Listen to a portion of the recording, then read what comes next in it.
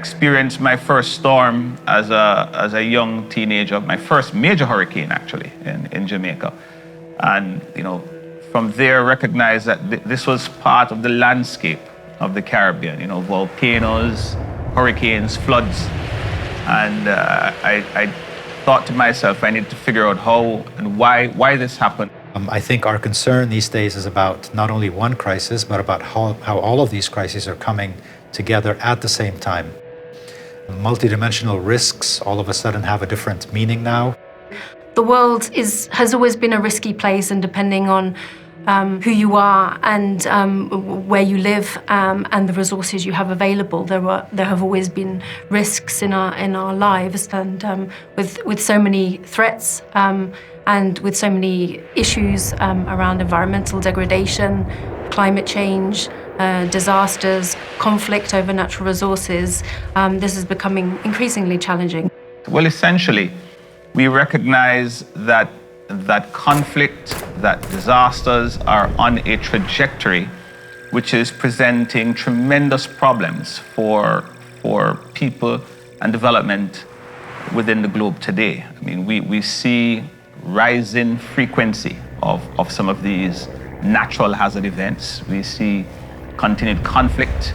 And we've recently experienced the COVID pandemic, and it has taught us a lot about what we're doing in the space we call development, and the fact that we've not been considering risk as a central pillar to this development challenge we're facing. What does prevention mean? What does conflict prevention mean?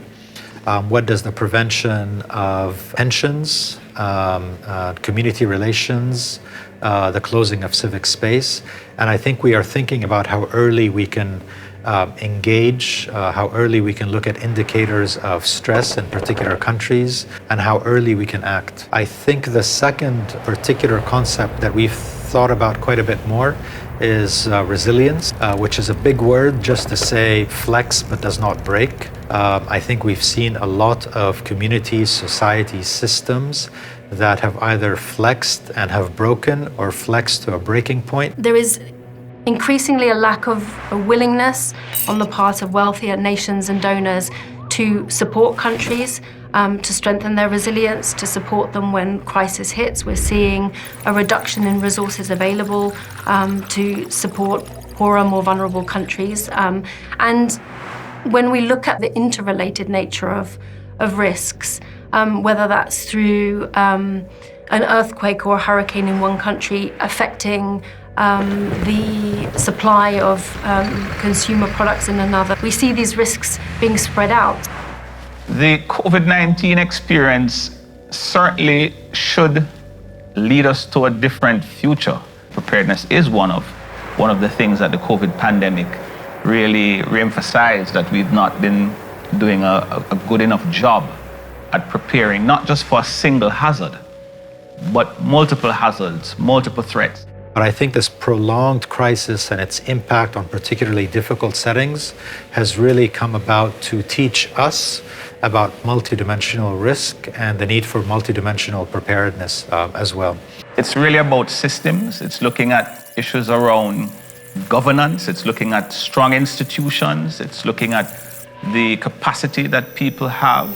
It is really about how we are able to monitor, identify, anticipate, and respond to known threats, shocks, risks, as well as to be able to deal with what we call uncertainties, the things we don't know. There's an enormous amount that communities can do for themselves. So one example that we're looking at in Dominica is, what would it take for communities to be self-sufficient after a disaster for 15 days?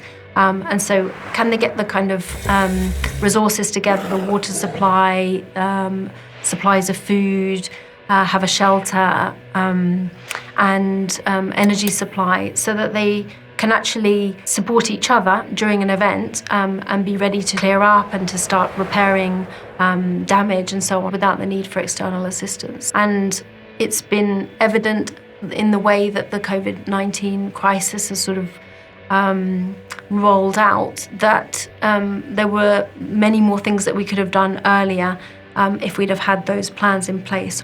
One of the reasons why we've been pursuing, this whole agenda around risk-informing development and risk-informed decision-making, and it really comes to the heart of being able to really look at the present, but also look a little bit into the future to understand the potential challenges a society can face.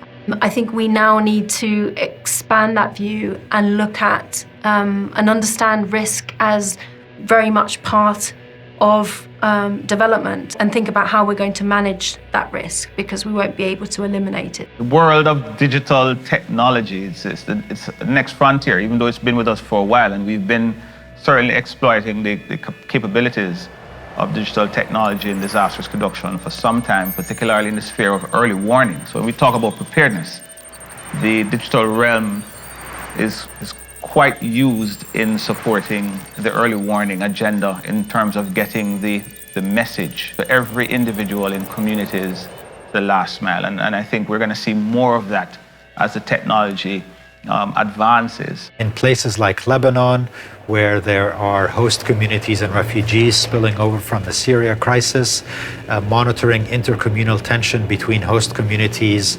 and refugees was done digitally through a lot of people having access to simple surveys to point to locations, incidents, places where tension rises, where there is hate speech that is happening, where the potential for tension to spill into physical violence, and to be able to notify appropriate partners, civil society, authorities, our own staff members, has worked pretty well. We are facing a really challenging century, and there are going to be pressing issues around climate change, around loss of biodiversity, conflict around borders, and many other threats that we and our children are going to face. And I think we need to put risk kind of at the heart of what we do, instead of seeing it as something that's external or sort of secondary to development progress. We are no longer thinking about very, very long-term challenges that are for next generations. Everything that we talk about in terms of a development agenda is worthy of now discussions. Is about people being able to survive, is about communities being able to survive, but well beyond that, it's about the ability to survive and prosper.